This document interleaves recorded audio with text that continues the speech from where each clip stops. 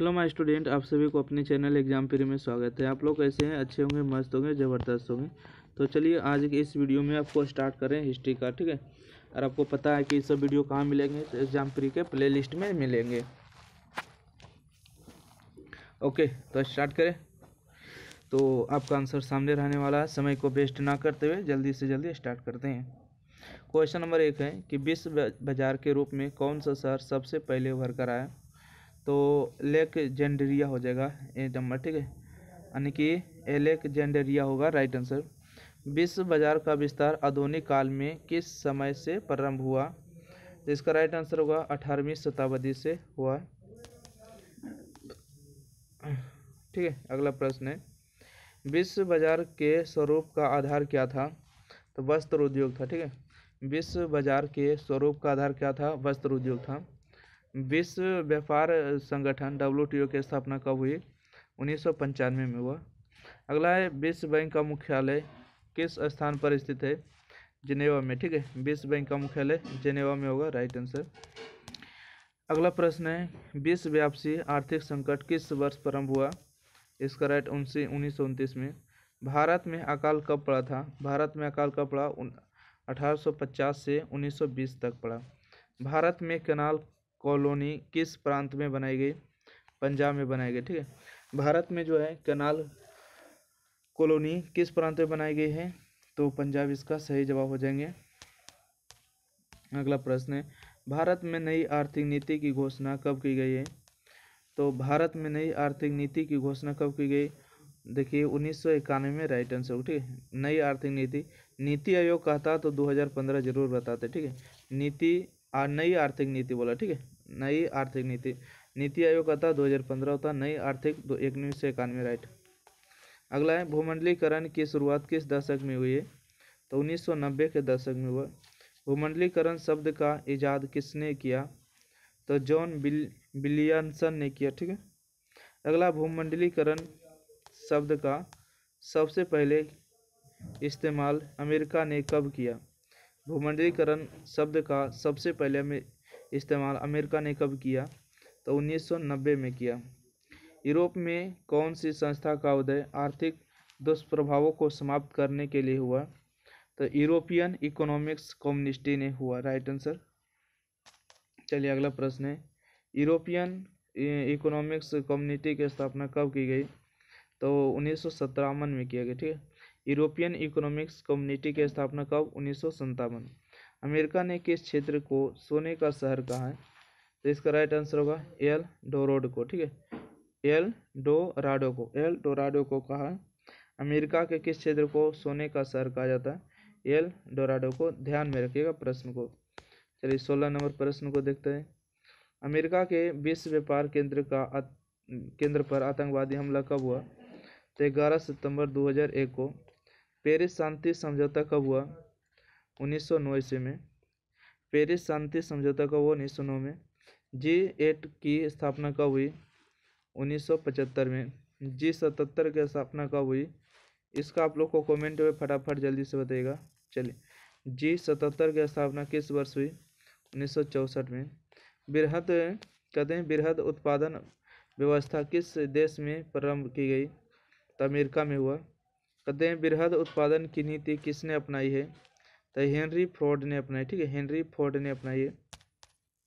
अगला है कि प्रथम विश्व युद्ध की समाप्ति के बाद किसके द्वारा यूरोप की अर्थव्यवस्था को पुनर्जीवित करने का प्रयास किया गया? तो अमेरिका को किया गया है। द्वितीय विश्व युद्ध क्या है? द्वितीय महायुद्ध, ठीक है। द्वितीय महायुद्ध के बाद यूरोप में कौन सी संस्था का उदय आर्थिक दुष्प्रभाव को समाप्त करने के लिए हुआ? तो यूरोपीय संघ का उदय हुआ था। अगला प्रश्न है क्वेश्चन नंबर 24। 1923 ईस्वी में विश्व को पूंजी देने वाला दुनिया का सबसे बड़ा कर्जदाता देश कौन बना? तो अमेरिका बना, ठीक है। 1930 में विश्व को पूंजी देने वाला दुनिया का सबसे बड़ा कर्जदाता देश कौन बना? तो अमेरिका बना। 1820 से 1914 के बीच विश्व व्यापार में कितना गुना वृद्धि हो चुकी थी? तो 25 से 40 गुना ज़्यादा। कच्चा कपास का निर्यात 1800 से 1872 के बीच 5% से बढ़कर कितना प्रतिशत हो गया? 35% हो गया था, राइट। अगला प्रश्न है, ओटावा सम्मेलन किस वर्ष हुआ था? ओटावा सम्मेलन जो हुआ था आपको 1932 में हुआ था। अलेक्जेंड्रिया किस सागर के मुहाने पर बसा हुआ था? लाल सागर पर था। आयरन आयर क्या है? आयरलैंड में आलू अकाल कब हुआ? आयरलैंड में आलू जो अकाल हुआ 1845 से 1849 तक, ठीक है। 1845 से 1849 के बीच हुआ था। यानी कि आलू अकाल किस देश में पड़ा था? अभी पढ़े थे आयरलैंड में, है ना। आलू अकाल किस देश में था? आयरलैंड में। अलेक्जेंड्रिया नगर की स्थापना किसने किया था? सिकंदर ने किया था। आधुनिक युग में अर्थव्यवस्था के क्षेत्र में होने वाली सबसे बड़ी क्रांति कौन सी थी? औद्योगिक क्रांति, ठीक है। आधुनिक युग में अर्थव्यवस्था के क्षेत्र में होने वाली सबसे बड़ी क्रांति औद्योगिक क्रांति थी, राइट आंसर। अगला प्रश्न है, आर्थिक संकट मंदी के कारण यूरोप में कौन सी नई शासन प्रणाली का उदय हुआ? फांसीवादी नाजीवादी शासन का उदय हुआ। अंतर्राष्ट्रीय मुद्रा कोष IMF का मुख्यालय कहाँ है? वाशिंगटन DC में, ठीक है। अंतर्राष्ट्रीय मुद्रा कोष का मुख्यालय वाशिंगटन DC में है। गुलामी प्रथा का प्रचलन किस देश में था? गुलामी प्रथा का प्रचलन जो था अमेरिका में था। गुलामी प्रथा का प्रचलन किस देश में था? अमेरिका में था। साम्यवादी गुट का अगुआ देश कौन था? तो सोवियत संघ था। चटनी म्यूजिक किस देश में मशहूर था? तो मियाद और गुयाना में था। अगला है कि बाजार के स्वरूप विश्वव्यापी किस क्रांति के बाद हुआ? तो औद्योगिक क्रांति के बाद हुआ। वह देश जिस पर आर्थिक मंदी का प्रभाव बिल्कुल नहीं पड़ा था वह था रूस, ठीक है। वह देश जिस पर आर्थिक मंदी का प्रभाव बिल्कुल नहीं पड़ा था वह था रूस, बिल्कुल। कॉर्न यानी कि कॉर्न लॉ द्वारा ब्रिटेन में किस अनाज को आयात प्रतिबंधित कर दिया गया? सी नंबर होगा मक्का का। अगला प्रश्न है, जर्मनी की क्षतिपूर्ति राशि को किस सम्मेलन में कम कर दिया गया? यानी कि ब्रुसेल्स सम्मेलन में कर दिया गया। धन निष्कासन के सिद्धांत का प्रतिपादन किसने किया था? दादा भाई नौरोजी ने किया। रेशम मार्ग कहाँ से प्रारंभ होता था? तो चीन से होता था, है ना। रेशम मार्ग कहाँ से प्रारंभ होता था? चीन से होता था। पास्ता सिसिली इटली में किसके द्वारा ले जाया गया था? इसका सही जवाब होगा अरबों द्वारा, ठीक है। जो पास्ता हम लोग सिसिली खाते हैं किसके द्वारा ले जाया गया? अरबों द्वारा। अगला है कि ईस्ट इंडिया कंपनी ने अफीम का निर्यात किस देश को करती थी? चीन को करती थी ना। कॉर्न लॉ किस देश में पारित किया गया था? ब्रिटेन में पारित किया गया। दी कॉमर्स ऑफ नेशन नामक पुस्तक के लेखक कौन थे? यानी कि कार्ड लीफ था, ठीक है। कार्ड लीफ था। न्यू डील को किस अमेरिकी राष्ट्रपति ने लागू किया? तो रूजवेल्ट ने किया, ठीक है। न्यू डील को किस अमेरिकी राष्ट्रपति ने लागू किया? रूजवेल्ट को लागू किया गया। अगला प्रश्न बढ़ते हैं, क्वेश्चन नंबर 49 है, ट्रांसवाल जो अफ्रीका में पड़ता है स्वर्ण खाने तक पहुंचने में किससे सफलता मिली? तो स्टेन नली को, ठीक है, स्टेन नली को मिली। चलिए 49 के बाद 50 नंबर देखिएगा, सार्क का मुख्यालय कहाँ है? तो काठमांडू होगा इसका राइट आंसर। सार्क का मुख्यालय काठमांडू है। एशियाई विकास बैंक की स्थापना कब की गई? तो दिसंबर 1966 में, ठीक है, दिसंबर 1966 में। ओपेक को voice for the Asia Pacific in world affairs विश्व मामले में एशिया प्रशांत की आवाज़ किसने कहा था?